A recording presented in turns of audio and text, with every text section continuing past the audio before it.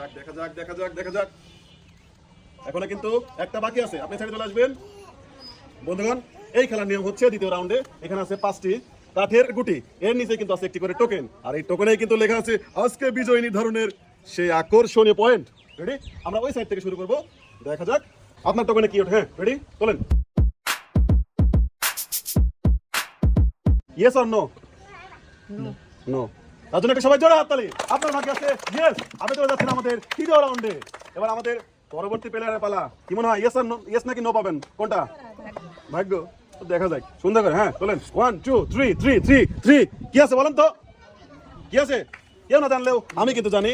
অতি দুঃখের সাথে বলতে হচ্ছে সে পেয়ে গেছে নো। আমরা তাকে নিতে পারছি না আমাদের তৃতীয় রাউন্ডের জন্য।